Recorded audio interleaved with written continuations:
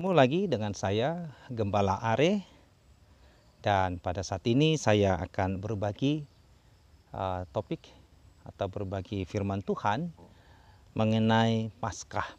Ya, apakah Paskah ini perayaan orang Kristen atau bolehkah orang Kristen merayakan Paskah atau tidak? Begitu ya.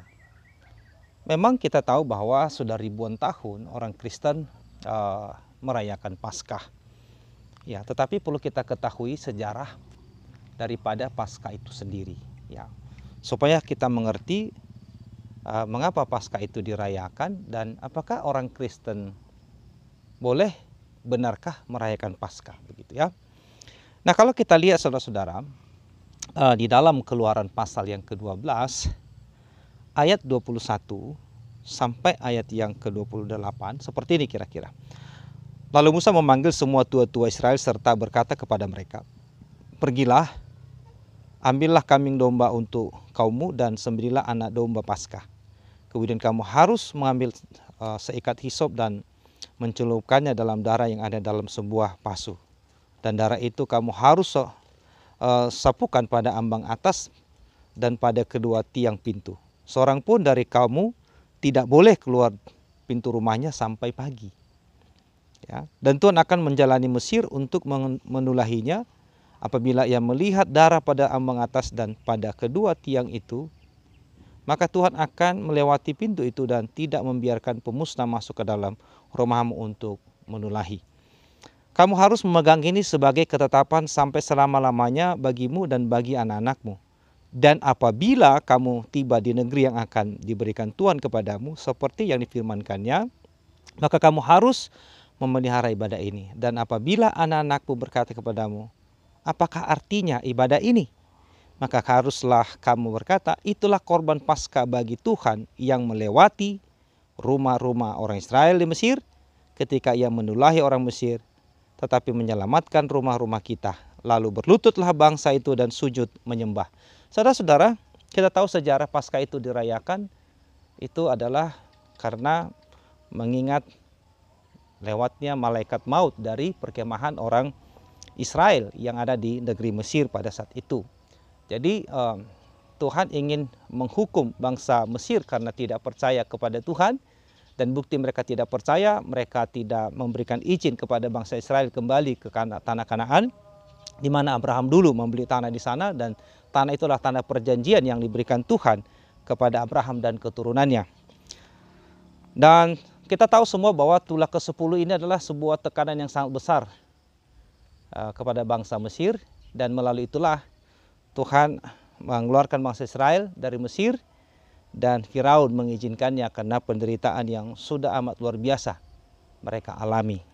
Ya, jadi saudara-saudara, kita tahu bahwa ketika bangsa Israel merayakan Paskah ini, maka mereka harus menyembelih seekor domba. Domba itu mereka sembelih, lalu darahnya dioleskan di tiang pintu kiri kanan dan di ambang atasnya, seperti itu. Nah, jadi mereka lakukan ini untuk mengingat lewatnya malaikat maut, saudara. Ya, jadi peristiwa itu mereka lakukan setiap tahun adalah untuk mengingat lewatnya malaikat maut dari rumah-rumah mereka, di mana tulah itu tidak kena kepada mereka, tetapi kepada bangsa Mesir tulah itu kena, begitu ya. Dan sekali lagi, Paskah itu mereka rayakan setiap tahun pada bulan pertama, bulan mereka, ya, bulan Yahudi. Ya, bagi kita itu sekitar akhir April atau akhir Maret atau awal April, begitu ya. Dan itu bulan pertama, itu tanggal 14 Nisan mereka menyembelih domba korban tersebut. Nah, saudara-saudara, domba korban itu sebenarnya itu menggambarkan kepada pengorbanan juru selamat yang akan datang. Ya, itulah sebabnya Paulus di dalam 1 Korintus pasal yang kelima ayat yang ke-7 dikatakan seperti ini, buanglah ragi yang lama itu supaya kamu menjadi adonan yang baru, sebab kamu memang tidak beragi, sebab anak domba Paskah kita juga telah disembelih, yaitu Kristus. Ya, karena itu marilah kita berpesta bukan dengan ragi yang lama, bukan pula dengan ragi keburukan dan kejahatan, tetapi dengan roti yang tidak beragi, yaitu kemurnian dan kebenaran. Nah, jadi saudara-saudara kasih dalam Tuhan, sekali lagi Paskah itu adalah perayaan untuk mengingat malaikat maut lewat dari perkemahan orang Israel. Lalu pertanyaannya adalah, orang Kristen merayakannya untuk apa? Kan begitu.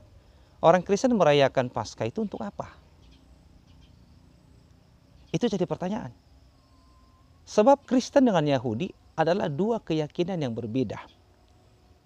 Kristen itu adalah kelompok yang percaya Yesus Kristus adalah Tuhan dan Juru Selamat, Allah yang menjadi manusia. Yahudi sampai detik ini, mereka tidak percaya kepada Yesus Kristus sebagai Mesias mereka. Mereka menolaknya. Jelas ini dua hal yang berbeda.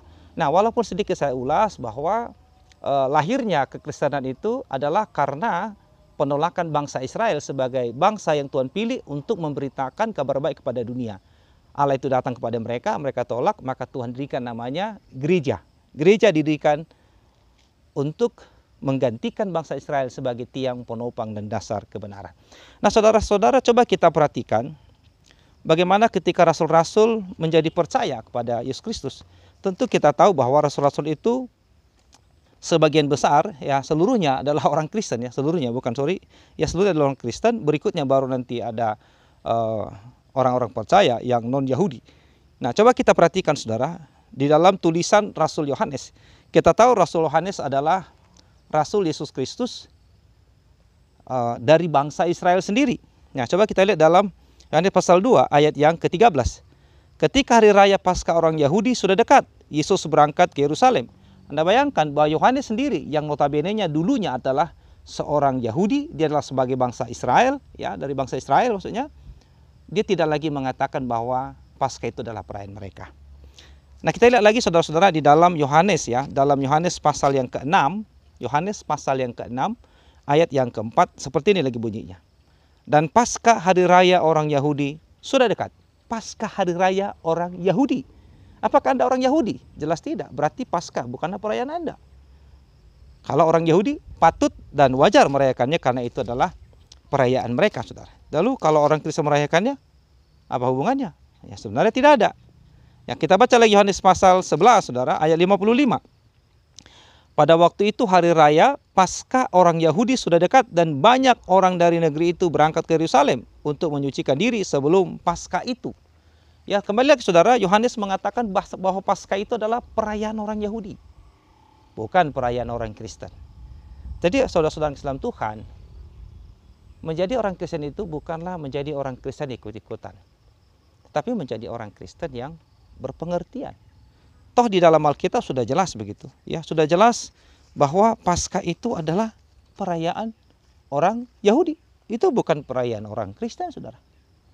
Ya, bukan.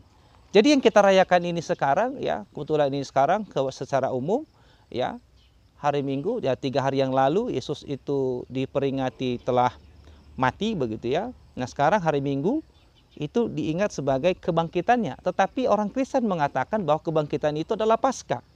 Sebenarnya tidak nyambung gitu. Ya, secara linguistik tidak nyambung. Secara historis juga tidak nyambung gitu. Ya, kenapa tidak nyambung? Karena memang Paskah itu artinya lewat, Passover gitu, dari kata Pesak. Dalam bahasa Ibrani itu Pesak artinya lewat. Yesus Kristus tidak lewat, saudara, dia benar-benar mati. Jadi yang kita rayakan itu adalah kebangkitannya. Yang kita peringati itu adalah kematiannya. Dan kita rayakan adalah kebangkitannya. Kenapa perlu kita rayakan, saudara? Karena dia bangkit, berarti menunjukkan bahwa dia telah menang, mengalahkan maut, saudara. Sehingga kita yang percaya kepadanya itu beroleh sukacita, beroleh namanya pengharapan. Kalau mati nanti pasti akan bersama dengan Kristus. Kita akan bangkit seperti dia bangkit. Kita akan bersama dengan dia di sorga. Karena dia telah berjanji akan menyediakan tempat di sana. Nah, saudara-saudara Islam Tuhan, Alkitab dengan tegas mengatakan bahwa Paskah perayaan orang Yahudi.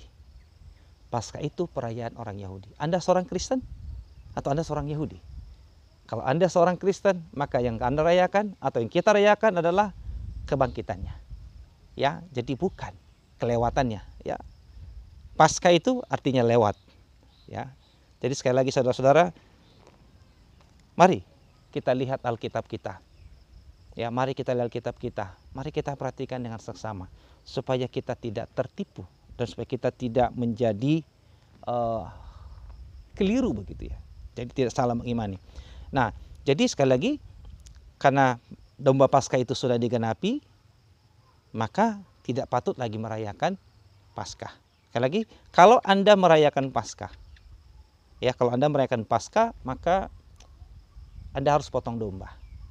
Kalau Anda tidak memotong domba, berarti Anda tidak patut merayakan Paskah. Sebab ketika Paskah, maka mereka harus menyembelih hewan korban. Dan kalau kita baca dalam Matius pasal 26, ketika Yesus dan murid-muridnya merayakan Paskah, maka ada di situ pernyataan di mana Tuhan memberikan roti kepada mereka dan memberikan anggur kepada mereka. Sesuatu hal yang baru, sesuatu hal yang belum pernah mereka lakukan sebelumnya, dan itu akan terus dilakukan. Ya, jadi Tuhan mengambil roti, memecah-mecahkannya dan berkata, "Ini tubuhku, perbuatlah ini sebagai peringatan akan aku." Lalu dia mengambil cawan yang berisi anggur dan berkata, "Inilah tanda perjanjian, inilah darahku," katanya. Ya, perjanjian baru yang dimeteraikan oleh darahku. Ini perjanjian baru, ya, perjanjian baru. Paskah itu adalah perjanjian yang lama, di mana ia berjanji akan mengutus juru selamat. Dia akan datang dalam rupa manusia, dia akan mati menggantikan manusia dihukumkan.